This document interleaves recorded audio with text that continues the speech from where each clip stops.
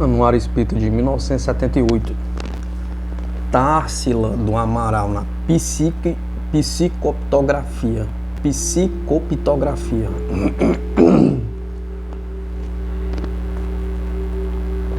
Realmente não se sabe que investigador psíquico criou o neologismo pictografia, que João Teixeira de Paula, em seu dicionário de parapsicologia, metapsíquica e espiritismo, define pictografia, do latim pictus, mais grego, grafia, ia,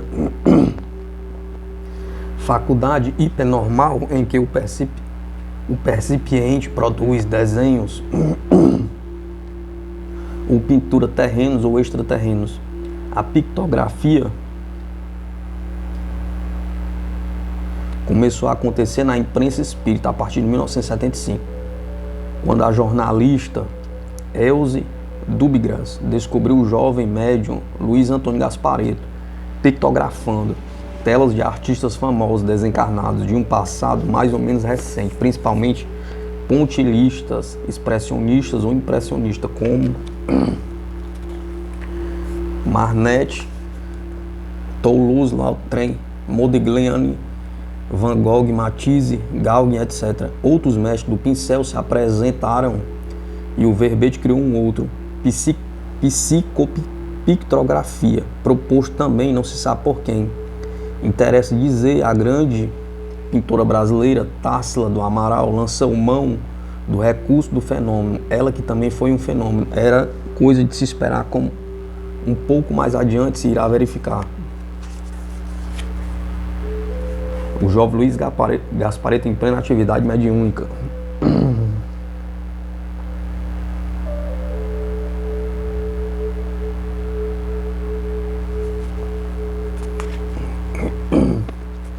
Társila do Amaral nasceu em 1897. Eu estava com 76 anos ao desencarnar. 2 anos antes, a 13 de maio de 1971, foi gravado em seu depoimento pessoal 75 minutos, riquíssimo de informações, documento que se encontra hoje no Museu da Imagem do Som de São Paulo.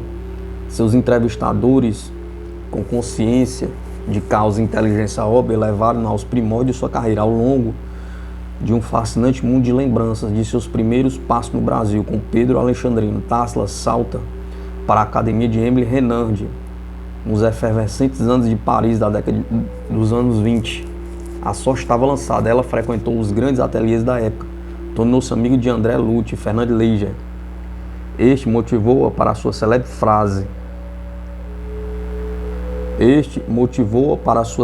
frase. Pau-Brasil, porque surgira simultaneamente com a poesia de Oswald de Andrade.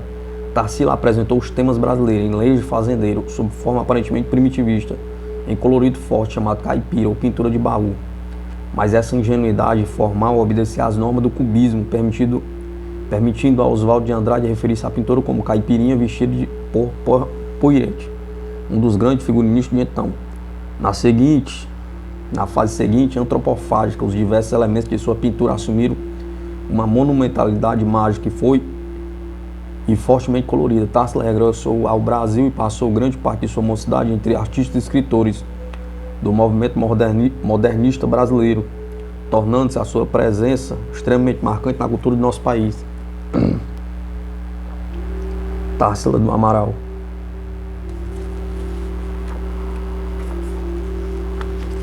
Em 1931, expôs o seu quadro Operários, a primeira pintura do assunto social realizada no Brasil. Em 1950, o Museu de Arte Moderna de São Paulo organizou uma retrospectiva de sua obra. Em 1969, fizeram o mesmo os Museus de Arte Moderna do Rio de Janeiro e de Arte Contemporânea de São Paulo.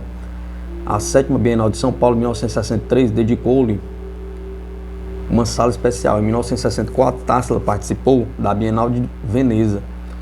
No dia 21 de janeiro de 1971, no trágico acidente na BR-03, José Arigó desencarnava. Em meio ao torvelino da imprensa alvoroçada, ouviu-se a voz de Társila Amaral, revelando-se amiga do médium e igualmente de Francisco Cândido Xavier. Mais do que isso, o maior vulto vivo das artes plásticas no Brasil confessava-se espírita, de viva voz está lá. No arquivo do Museu da Imagem do Som de São Paulo. Infelizmente, é uma única pergunta proposta por Regina Helena, do Correio da Manhã. Regina Helena, eu gostaria de saber de suas relações com o Espiritismo. Ouvi dizer que a senhora é muito amiga do Chico Xavier. Tássilo Amaral, creio no Espiritismo porque Chico Xavier me provou. Ele vai ao astral para ver como se passam as coisas. Uma vez me disse, quem é uma menina que dizia, vá, não sei o que, e que estava com minha filha. Eu completei, vá, vinha. Ele disse, é isso mesmo, dizia, vá, vinha, vá, vinha. Então eu vi que era minha netinha que tinha morrido num acidente, uma coisa muito dolorosa. Sabe-se que quando gravou esse depoimento, a saúde de Társila já era débil. A doença que acabaram por vitimá-lo no dia 17 de janeiro de 1973 avançava rápida e inexorável. Seu depoimento é fragmentário, suas ideias frequentemente não se completam. Para nós, especialmente, é lamentável que sua adesão ao Espiritismo não tivesse sido levada mais longe, mas é realmente admirável que a grande artista se tenha retemperado no mundo espiritual tão rapidamente, a ponto de, já em 1975, ser capaz de manejar o pincel mediúnico. Toda a vida, tudo se explica. Tássilo do Amaral, creio. O resto veio por acréscimo. Anuário Espírita de 1978.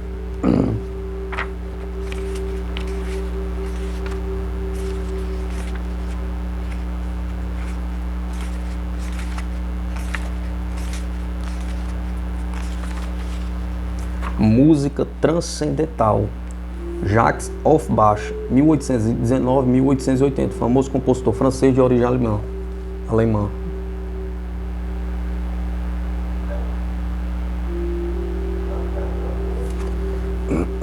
Embora o fenômeno da mediunidade de Rosemary Brown tenha, nesses últimos tempos, abalado a opinião pública, um retorno dos grandes gênios da música em páginas altissonantes que desafiam os eruditos, o motivo não é novo, datado já dos primórdios da investigação psíquica e não escapando à percussiência de Allan Kardec. A música transcendental, hoje em dia denominada por alguns parapsicólogos músico-psicografia, recebeu, por parte do grande investigador e escritor Ernesto Bozano, o nome pouco conhecido de metacromática. Madame Rufina Norengate, que já ocupou as páginas deste anuário na edição de 1975, obteve uma curiosa experiência desse gênero, denominada pelos espíritas franceses Bonnemant.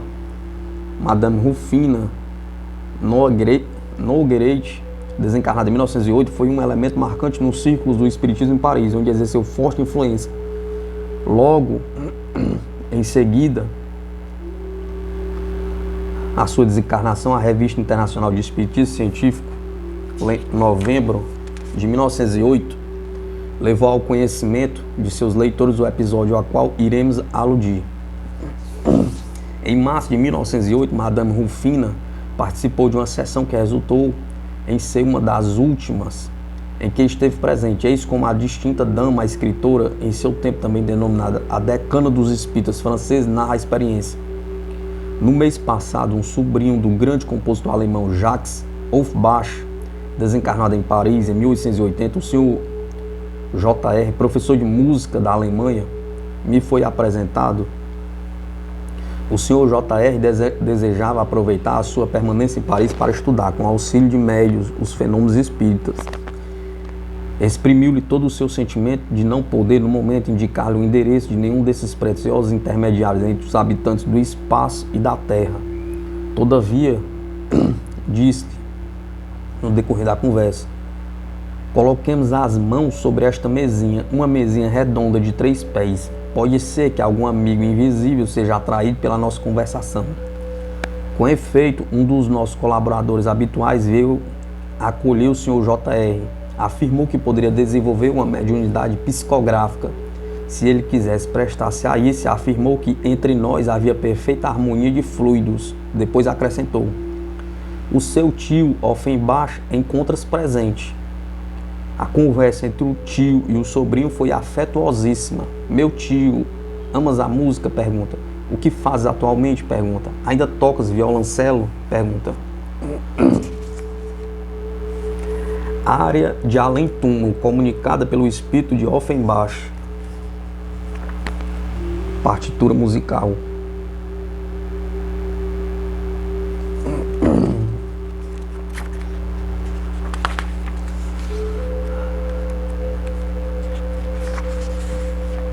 O sobrinho do Offenbach foi para uma reunião espírita lá e o espírito desse rapaz, o Offenbach, apareceu.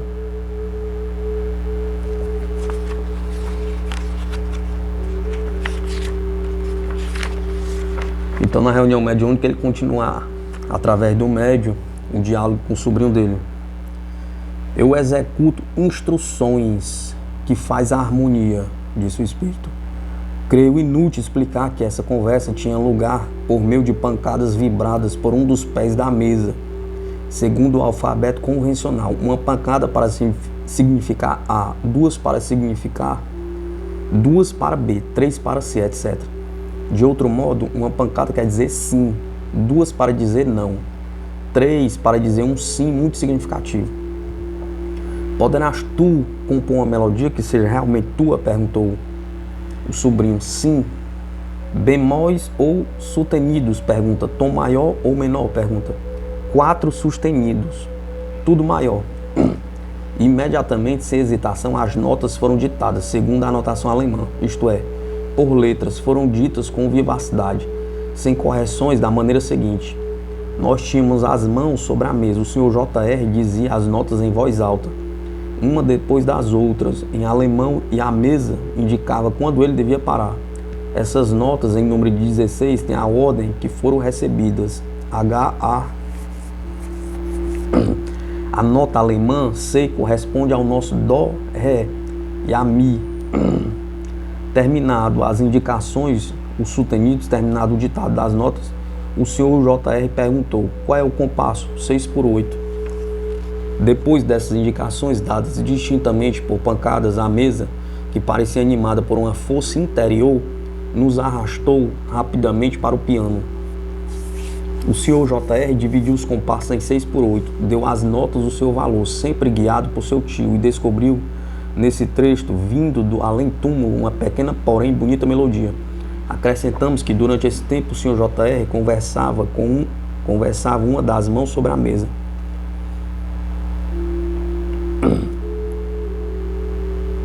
Para interrogá-la, e com a outra escrevia as notas. O movimento da mesa contribuiu até mesmo para a indicação do ritmo. E depois, esta melodia, meu tio, é digna de um título. Consentirás em batizá-la? Pergunta. Área de além-túmulo, o espírito disse. Ela bem merecia que lhe desse uns versos, disse eu. E a mesa respondeu. Escolhe no teu volume de poesias mediúnicas, obtidas pela médium Maria D.A., a estrofe mais apropriada à melodia. Foi coisa rapidamente feita e aprovada. A poesia escolhida foi a de um espírito, glorificando a lembrança que o fez cantar e amar. O Sr. J.R. apressou-se em mostrar a área de além-túmulo a uma das filhas de Offenbach. Embora não seja espírita, essa senhora reconheceu em consciência o modo de fazer de seu pai. Anuário Espírita de 1978.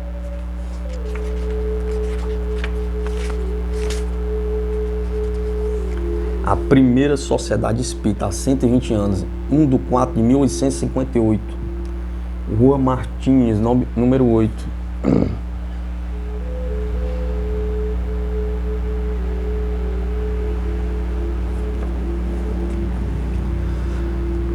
Após a publicação do livro O Livro dos Espíritos, sabe-se que foi intenso o interesse pela doutrina nascente. Kardec deve ter sido muito procurado por aqueles que queriam conhecê-lo pessoalmente e com ele trocar ideias.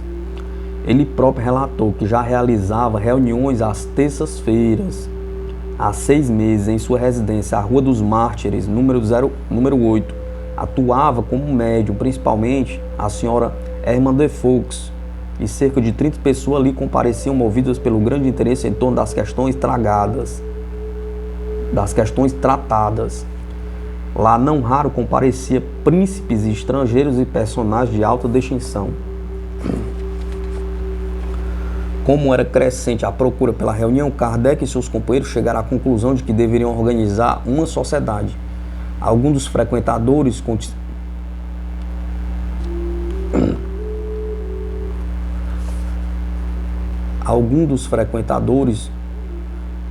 cotizaram-se para alugar uma sala. Assim, a partir de 1º de abril de 1858, as reuniões foram transferidas para uma sala da Galeria Valois, no Palácio Royal, por intercessão do senhor de Fux, amigo do prefeito, junto à autoridade policial, de um certo general, junto ao Ministério do Interior. O senhor prefeito de polícia autorizou em 13 de 4 de 1858 o funcionamento da Sociedade Parisiense de Estudos Espíritas. Desta forma surgiu a primeira sociedade espírita do mundo. Antes dela existiam grupos familiares ou reuniões em torno de médiuns, partindo-se do princípio que o espiritismo surgiu com a codificação kardeciana. Só se pôde admitir que a primeira sociedade, fazendo jus à adjetivação, seja qual for, como base na doutrina espírita. A primeira sociedade espírita funcionou no local acima citado até 1 de 4 de 1859. Em seguida, mudou-se para um salão do restaurante Donix, na Galeria Montpensier, no mesmo Palácio Royal, onde funcionou até 1 de 4 de 1860. Neste interim, as sessões que se realizavam às terças-feiras passaram para as sextas-feiras, às 8 horas da noite. Informa a Revista Espírita que os estranhos só serão admitidos às segundas, quartas e sextas, mediante cartões de apresentação. Relata Morier que Kardec, após receber carta de uma senhora de Bordeaux, doando a importância de 10 mil francos para a sociedade, propôs que tal quantia fosse utilizada para instalar a sociedade numa sede mais condigna e mais apropriada aos trabalhos. Assim, a partir de 1860, a sociedade passou a funcionar em sede própria na Passagem de Santana, na Rua Santana, número 59, a Passagem de Santana. Primeira sociedade do Kardec.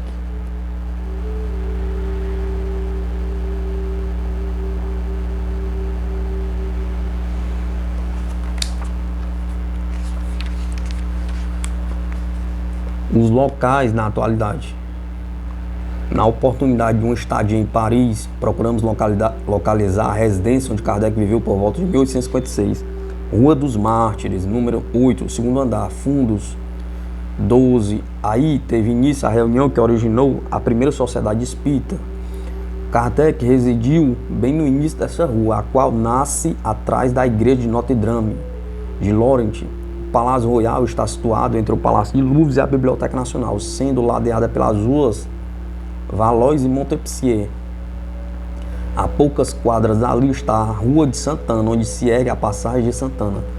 Nestes locais não existem indicações relacionadas com as atividades desempenhadas por Kardec, objetivo da sociedade. Durante a fase de experimentação e de elaboração de sua primeira obra, Kardec participou de muitas reuniões e residências, mas a projeção de seu lançamento inaugural fê-lo meditar sobre o andamento do movimento. A extensão, por assim dizer, universal que tomam diariamente as crenças espíritas faziam desejar vivamente a criação de um centro regular de observações. Esta lacuna acaba de ser preenchida. A sociedade cuja formação temos o prazer de anunciar, composta exclusivamente de pessoas sérias, isentas de prevenções e animadas de sincero desejo de esclarecimento, contou desde o início entre os seus associados com homens eminentes pelo seu saber e por sua posição social. Estamos convictos de que ela está chamada a prestar incontáveis serviços à constatação da verdade. Vindo a Paris, os estranhos que se interessam pela doutrina espírita terão um centro a qual poderão dirigir-se e comunicar suas próprias observações.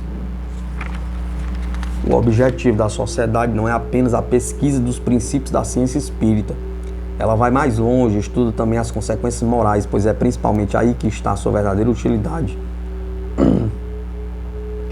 Em um capítulo muito pouco lido de O Livro dos Espíritos, Kardec inseriu o regulamento da Sociedade Parisiense de Estudos Espíritas, muito embora ele próprio tenha feito a ressalva que não apresentava tal regulamento como lei absoluta.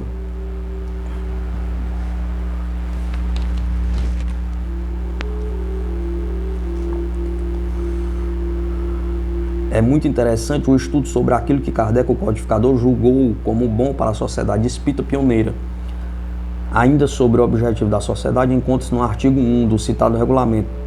A sociedade tem por objeto o estudo de todos os fenômenos relativos às manifestações espíritas e suas aplicações às ciências morais, físicas, históricas e psicológicas. São defesas nela as questões políticas, de controvérsia religiosa e de economia social. Contou Kardec que a sociedade era formada a princípio de elementos pouco homogêneos e de pessoas de boa vontade, que eram aceitos com facilidade um tanto excessiva. A sociedade se viu sujeita a muitas vicissitudes que não foram dos menores percalços da minha tarefa. Os participantes das reuniões, talvez pelos problemas acima aventados, o codificador foi rigoroso na seleção de pessoas que participaram das reuniões da Sociedade Espírita Parisiense. Artigo 3. A sociedade não admitirá senão as pessoas que simpatizam com seus trabalhos, as que já se achem iniciadas nos princípios fundamentais da ciência espírita, ou que estejam seriamente animadas no desejo de nesta se instruírem. Artigo 4. Para ser admitido como associado livre, deve o candidato dirigir ao presidente um pedido por escrito, apostilado por 2 sócios titulares, que se tornam fiadores das intenções do postulante. O pedido deve informar sumariamente: primeiro, se o requerente já possui algum conhecimento do espiritismo; segundo, o estado de sua convicção sobre os pontos fundamentais da ciência; terceiro, o compromisso de se sujeitar em tudo ao regulamento. Artigo 5. Para ser sócio titular, é preciso que a pessoa tenha sido, pelo menos durante um ano, associado livre, tenha assistido a mais da metade das sessões e dado durante esse tempo provas notórias de seus conhecimentos e de suas convicções em matéria de espiritismo, de sua adesão aos princípios da sociedade e do desejo de proceder em todas as circunstâncias para com seus colegas, de acordo com os princípios da caridade e da moral espírita. Artigo 17. As sessões são particulares ou gerais, nunca serão públicas. Artigo 22. Ninguém pode assistir às sessões como ouvinte sem ser apresentado ao presidente por um sócio que se torna fiador de seu cuidado em não causar perturbação nem interrupção. A sociedade não admite como ouvinte senão pessoas que aspirem a tornar-se seus associados ou que simpatizem com seus trabalhos e que já estejam suficientemente iniciado na ciência espírita para compreendê-los. Anuário Espírita de 1978.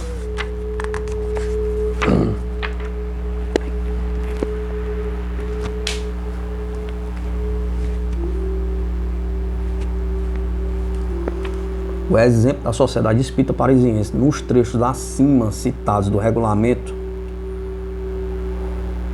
no capítulo de O Livro dos Médios das reuniões das sociedades espíritas, e mesmo num projeto de regulamento para o uso de grupos e pequenas sociedades espíritas, percebe-se o quanto Allan Kardec, o bom senso encarnado, valorizava e respeitava as reuniões espíritas. 120 anos após o aparecimento do espiritismo, paradoxalmente, a orientação kardeciana, são muitos os centros que funcionam com reuniões mediúnicas públicas. Ainda há pouco, André Luiz chamou a atenção sobre o fato ao considerar: abster-se da realização de sessões públicas para assistência a desencarnados sofredores, de vez que semelhante procedimento é falta de caridade para com os próprios espíritos socorridos que sentem torturados o comentário crescente malsão em torno de seu próprio infortúnio.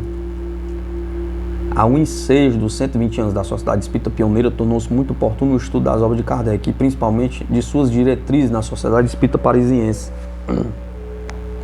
Se antes Kardec, por peculiaridades da época, fazia reuniões em sua residência e frequentava muitas outras para se encontrar com médios e estudar seriamente a fenomenologia, após a fundação da Sociedade Espírita Parisiense, esta passou a centralizar suas atividades e ele a valorizou muito.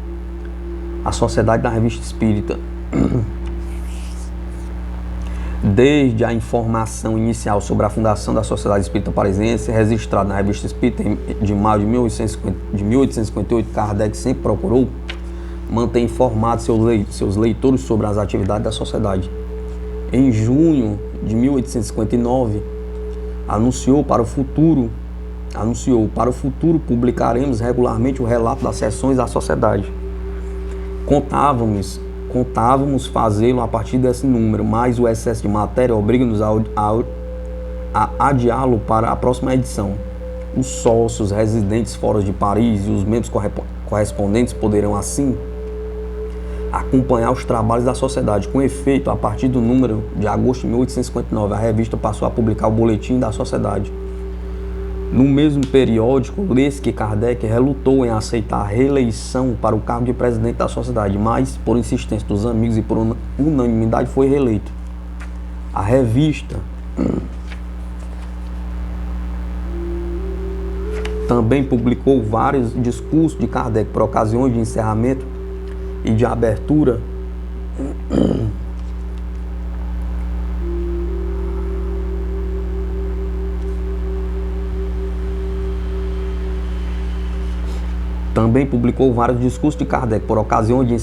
de abertura do ano social da sociedade, oportunidade em que o mestre analisava o funcionamento, a organização e os progressos dela. Num desses discursos, em 1 de 4 de 1862, Kardec fez um balanço das atividades da sociedade, comentando a influência que ela estava exercendo, conforme se pode desprender do que se segue. Cabe aqui, senhores, uma observação importante sobre a natureza das relações entre a Sociedade de Paris e as reuniões ou sociedades fundadas sob os seus auspícios, e que seria erro considerar como sucursais. A Sociedade de Paris não tem sobre aquelas outras autoridades senão a da experiência. Mas, como disse de outra vez, não se imiscuiu em seus negócios. Seu papel limitava-se a conselhos oficiais, quando solicitados. O laço que as une é, pois, puramente moral, baseado na simpatia e na similitude das ideias. Não há qualquer filiação, qualquer solidariedade material. A única palavra de ordem é a que deve ligar todos os homens. Caridade e amor do próximo. Palavra de ordem pacífica e que não levanta suspeitas. Este laço moral, simpatia e similitude de ideias entre as sociedades, fundado na caridade e amor do próximo, hoje em dia deve ser a tônica do movimento unificacionista. Dentro deste esquema, o procedimento mais eficaz e sólido é através da homogeneização em torno das ideias da codificação kardeciana. Cada vez mais urge inspiração em Kardec. Anuário Espírita de 1978.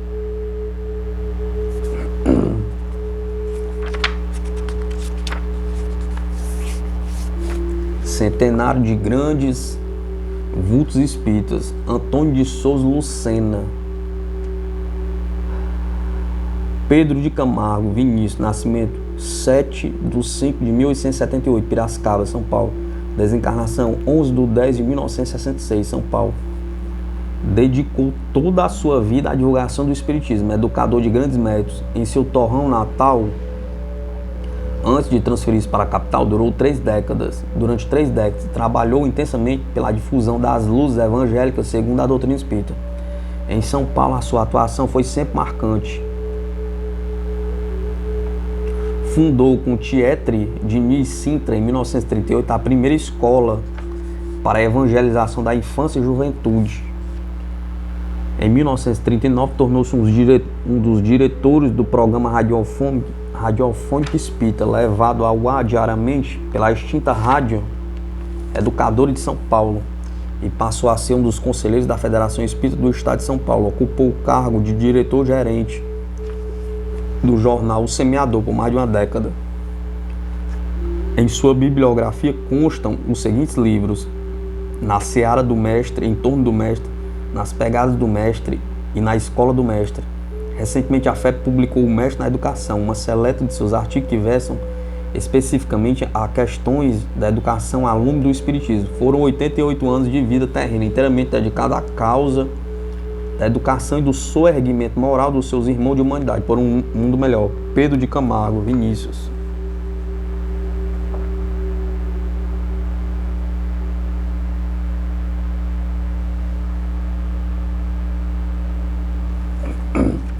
Zilda Gama, Anuário Espírita de 1978. Nascimento 11/3/1878, Três Ilhas, Juiz de Fora, Minas Gerais. Desencarnação, 10/1/1969, Rio de Janeiro. Um dos mais idôneos e evangelizados médios psicográficos brasileiros. Sua mediunidade desabrochou por volta de 1912, sendo impelida a transpor para o papel pensamento de rara beleza, impulsionada por mãos invisíveis. Nessa época, sua irmã Antonieta Gama, poetisa e escritora desencarnada em 1901, escreveu por seu intermédio o livro de poemas Elegias Douradas. Em 1916, começou a receber páginas psicografadas do espírito de Victor Hugo, que ao longo de muitos anos completou uma série de 8 romances. Do Calvário ao Infinito, Redenção, Dor Suprema, Na Sombra e na Luz, Almas Crucificadas, Solar de Apolo, Na Seara Bendita, Na Cruzada do Mestre. Alma de Escol, Dona Zilda Gama viveu uma vida apostolar na Terra, professora de mérito. Em 1929, obteve o primeiro lugar na classificação do concurso de aulas modelo, promovido pela Secretaria de Educação do Estado de Minas Gerais, sendo transferida, em vista disso, de São João del Rei para Belo Horizonte.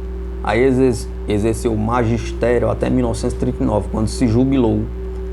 Mudou-se para o Rio de Janeiro em 1940. Servir e amar foi o seu lema durante quase 91 anos de existência terrena. Zilda Gama.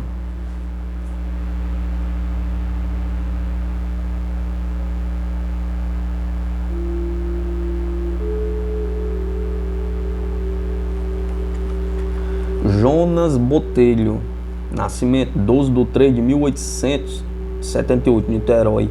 Desencarnação 6/4/1948, Niterói. Brilhante homem de letras. Um dos grandes vultos espíritas niteroenses, foi presidente da Federação Espírita do Estado do Rio de Janeiro, vivendo uma época de polêmicas religiosas. Defendia a doutrina com todo o vigor de seu talento. Jornalista profissional, trabalhou para o Diário Fluminense, Gazeta da Manhã e o Estado. Membro fundador da Academia Fluminense de Letras. De sua bibliografia constam do mediunismo mal orientado como fonte de descrédito da doutrina e conferências. Jonas Botelho.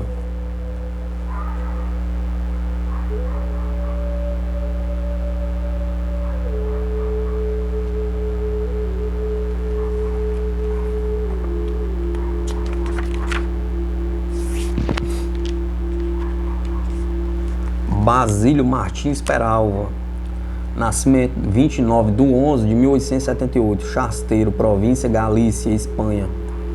Desencarnação 21/5/1931, Aracaju, Sergipe. Chegou ao Brasil com apenas 12 anos de idade, residindo inicialmente em Passo Quatro, sul de Minas Gerais. Tornou-se um engenheiro prático, com grande habilidade para o desenho. Transferiu-se para Sergipe como empreiteiro na construção da estrada de ferro Bahia-Sergipe.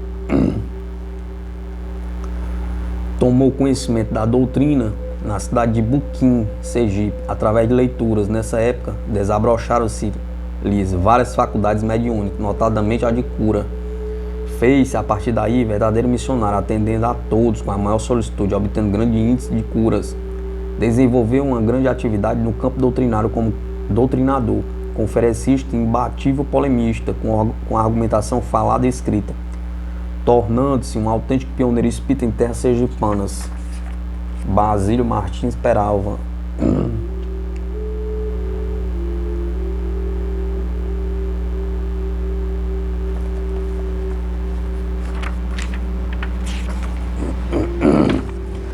Amaro Abílio Soares Câmara, nascimento 5/1/1878, Natal, Rio Grande do Norte. Desencarnação 20/6/1946, Rio de Janeiro.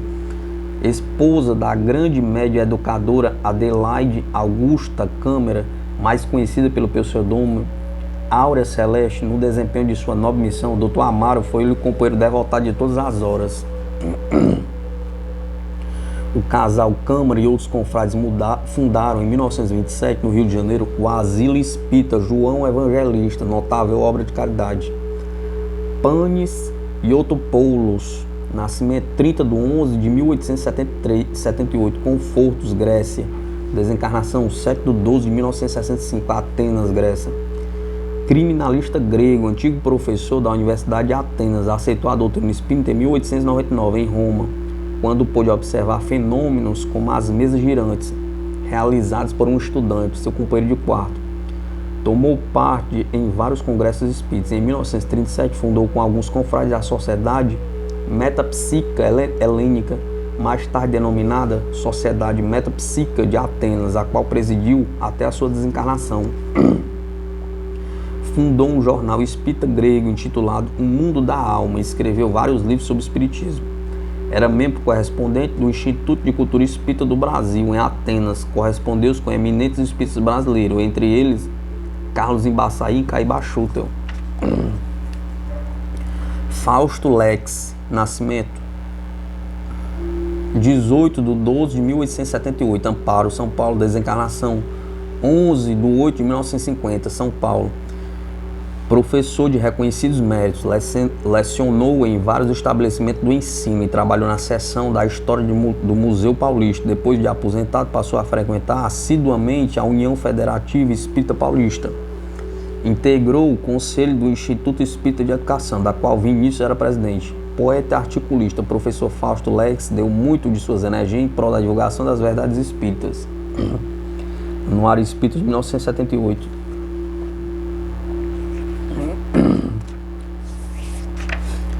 O possível acontece. Em carta comovente e esclarecedora, Marivaldo Fernandes volta do mundo espiritual. Creia, minha querida, que eu daria tudo para ter voltado a São Paulo, mas as leis de Deus assinalavam aquele ponto final para mim. Mais uma vez ficou comprovada a sobrevivência do espírito. Quando, na vinda de Francisco Cândido Xavier à Comunidade Espírita Cristã de Guarujá, no dia 10 de maio de 1977, ninguém esperava, e nem mesmo seus familiares talvez imaginassem a surpresa que os esperava naquela noite.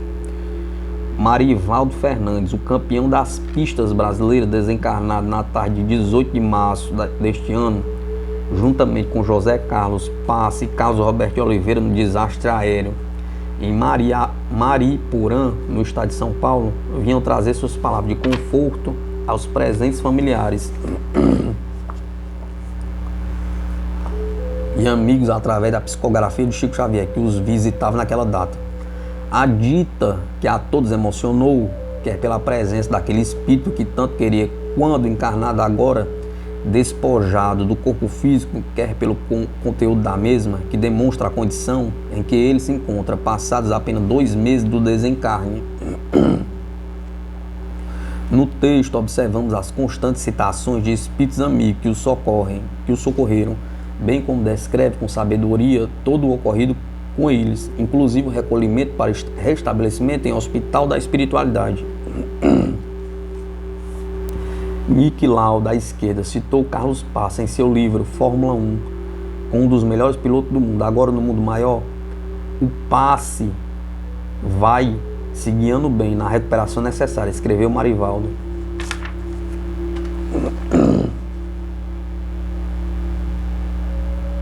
A foto dos 2 pilotos.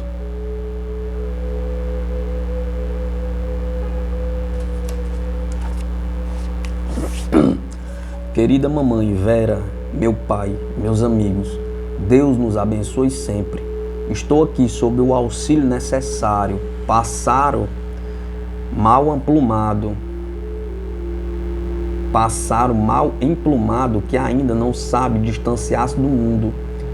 Venho com a vovó Maria Conceição, a querida madrinha e outros amigos que me estendem braços fortes. Escreva a afeição de um doente, sob os cuidados de ortopedista de mérito, com muitas dificuldades para vencer as barreiras do meu conhecimento menor em matéria de intercâmbio espiritual. A simpatia pela construção espiritual da fé espírita sempre andou comigo. No entanto,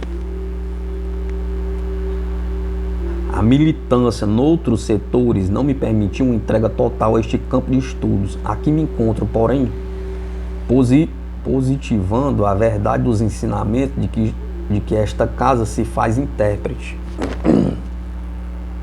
Não tenho 2 meses sobre o meu novo estado. Entretanto, O pouco que havia em mim de experiência quanto à doutrina da espiritualidade muito me favoreceu para que eu pudesse vir pedir confiança à esposa querida e trazer o possível de conforto ao coração desolado da família, e especialmente da mãezinha Adelaide, a quem peço, me abençoe. Perdoe, mamãe, se seu filho nasceu para se vender as ideias novas. Lembro-me de seus conselhos, de suas palavras de calma e de suas exortações de paciência, e eu lhe dava a ideia de um homem que desejava abraçar o mundo de uma vez só. Compreendo que a senhora e meu pai e que minha querida Vera não me faltaram com as palavras iluminadas de fé. Perdoem todos vocês, se contanto até decolei para voar e perder o corpo em homenagem ao progresso. Não estou superestimando a mim mesmo, e sim para referir-me àquelas ideias que não conseguiria captar. Vera, creio que você que fiz tudo para que o sertanejo poupasse equilibrado. Ela era, no entanto, um pássaro pesado demais para se aninhar naquelas árvores da serra de Mariporã. O estouro foi inevitável e depois o indescritível. Não houve tempo para conversar com o nosso caro Passe, nem com Carlos Nenê. A mente estava super concentrada no esforço imenso de controlar aquele pequeno gigante de metal e de estruturas que se arrebentavam sobre nós. Não posso descrever o que se passou. Um desmaio leve, pelo menos é o que julgo me tenha sucedido. Não me consentia se fixar detalhes, não tive dores. Vi-me no matagal com um mocó, apelido de José Passe, que estava com ele, ao meu lado, vendo o Carlos deitado no chão. Sinceramente, julgamos nos primeiros minutos que havíamos escapado ilesos. O Espírito está contando que ele morreu mal, um amigo dele, de acidente de carro. Trocando afirmativa de espanto, mas de improviso um homem apareceu e abraçou o Passe demoradamente. Abraçou-me em seguida. Caramba, é meu pai Ângelo, exclamou o companheiro. Quase no mesmo instante a madrinha Conceição a enlaçar-me com o carinho da mamãe, e depois outros amigos, principalmente alguns das corridas de kart, surgiram aos nossos olhos. Empalideci-me de assombro e vi o Passe e estava amarelo de espanto. Somente então, sem que ninguém pronunciasse a palavra morte, reconhecemos tudo. Havíamos passado de uma vida para outra. O Passe nos disse sorrindo: não se assustem, agora a corrida foi vertical, essa foi a diferença. Por mais que quisessem fazer humor, não seria possível para nós facear sem medo. Aquela página nova e desconhecida do livro da vida, a ânsia de regressar a casa sem poder, a dor de haver efetuado não um pouso forçado, mas uma despedida em definitivo, do corpo que ficara na condição de roupa irremediavelmente estragada, a luta para fazer-nos compreendidos, os conflitos íntimos de pessoas despojadas de tudo o que nos era querido, de um instante para outro, estabeleciam em nosso crânio uma espécie de angústia que começou como sendo perplexidade para depois transformar-se em agoniado sofrimento. Eram demais a dose de surpresas para nós, a dose de problemas que se nos convertiam em fel no coração. Essa dose de sofrimento imprevisto era passada demais para a nossa cabeça e caímos tontos ou semiloucos. Parecia a mim que nos achávamos num pesadelo de que era preciso acordar imediatamente, mas enfermeiros apresentaram macas com a naturalidade do serviço de qualquer aeroporto improvisado e fomos recolhidos à vida hospitalar daqui, de onde vim. Ainda muito enfaixado para pedir-lhe fé em Deus e coragem para aceitarmos a aprovação que nos foi reservada. Rogo a mãezinha Adelaide receber os meus agradecimentos por tudo de belo que me envia no plano espiritual, conversando comigo através dos meus retratos, para que não me faltem forças. Agradeço a querida Vera. tudo de belo que me endereça nas orações encharcadas de lágrimas, Vera, você pode imaginar que não me achava tão insciente do que estava para acontecer. Desde aquela ocorrência na ilha em que o aparelho revelou tanta insegurança, passei a falar com você de tudo que me preocupava, os negócios, as lutas, as expectativas e as probabilidades de minha vinda para cá de um dia para o outro. Creia, minha querida, que eu daria tudo para ter voltado a São Paulo e esperar que a nuvem cedesse, mas as leis de Deus assinalavam aquele ponto final para mim. Você, mamãe, meu pai, Gisela, Maristela e Gabriela, as nossas queridas belas, com Maria Helena, com o José e com todos os nossos, estavam em meus pensamentos naquelas horas de mudança irreversível. No entanto, querida Verinha, a luta não era para ser vencida por nós, porque vinha do princípio de causa e efeito que se manifestava em nós. Perdoe se não voltei pelo corpo, mas regressei em pensamento para nossa casa e tenho aprendido com mamãe e com nossa Helena a fazer orações pedindo a Deus por você e por nossas filhinhas. Não estou em condições de pensar em qualquer negócio. Estou, por enquanto, no esforço de construir a paz em mim mesmo, para ser-lhes mais útil. O seu vovô Queiroz, tanto quanto meu avô José Fernandes, muito me auxiliam. Estou fazendo um reaprendizado de tudo que devo conhecer. Peço a você, querida Vera, dizer à nossa amiga Elda que o passe vai se guiando bem na recuperação necessária das forças que ambos necessitamos. O Carlos foi conduzido a outros setores de tratamento, mas o Moco e eu, como sempre aconteceu, estamos juntos. Ele, por vez e por mim, envia sua imensa ternura a Elda, aos filhinhos Patrício e Rodrigo, e aos irmãos Ângelo, Vitor e Maria Amélia. Com especial carinho a mãezinha Amélia. Estimaremos que vocês não nos recordem na condição de desaparecidos, mas sim de acidentados que continuarão trabalhando. Alguém deve trabalhar pela evolução da técnica em velocidade, como sempre houve alguém que cooperasse na formação de recursos determinados da Terra, e por isso não nos achamos desconsolados. O mundo avança e sem que o homem perceba, tudo no plano físico está caminhando para frente mais depressa. Automobilismo e aviação, na essência, não se reduz a reconforto e distração, mas no fundo são experiências da criatura humana para ganhar pouso em outros mundos do sistema. Perdoem vocês se me reporto a isto nesta hora de nossas saudades e de nossas lágrimas. Entretanto, é preciso encontrar os fins sem lamentarmos as dificuldades dos meios. Querida Vera, agradeça por mim, a Tite, a tudo que ele fez por ajudar você e a mim. Agradeça ao Délcio e apoio que me deu. Tudo na vida é caminho para o melhor. Quando cremos em Deus, e eu creio, querida Vera e queridos pais, que nada aconteceria naquela tarde de março último sem que as leis de Deus estivessem presentes. Ainda não tenho os pensamentos bem coordenados como desejo para escrever a carta que desejaria, mas fosse a situação com pedidos, especialmente para ver vocês mais confortados, mais conformados.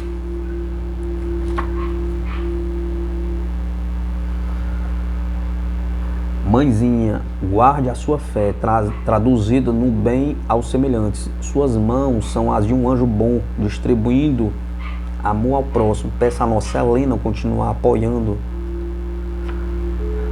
nosso irmão caro José nas boas obras. Maria Helena, querida irmã, pense no que ocorreu. Quando menos pensava, a ordem de partir chegou de tal modo que não pude me despedir da família. Ajude-me ainda com seus bons pensamentos e com as nossas preces de paz e amor. Agradeço a todos os amigos aqui presentes.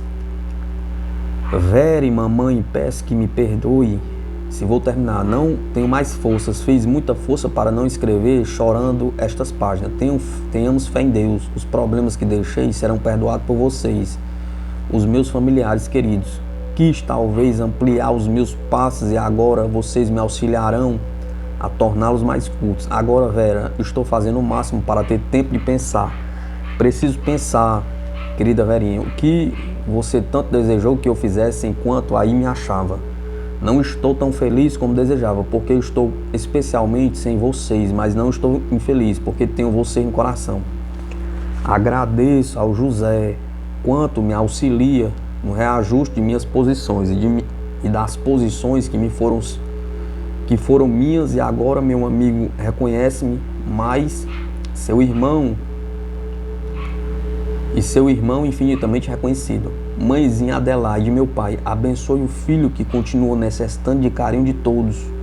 Vera, receba com as crianças o meu coração agradecido e estejam na certeza de que estou começando uma vida nova, em que serei sempre o filho, o esposo, o irmão e o amigo mais reconhecido. Marivaldo. Mensagem recebida na noite de 10/5/77, em reunião pública na comunidade espírita cristã de Guarujá, pelo médico Franciscano Xavier. Sessão Espiritista, Sana, cidade de Santos, São Paulo, 12/6/77.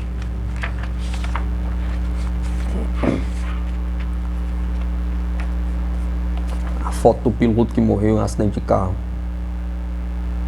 Mandou a sua psicografia. Anuário Espírita de 1978.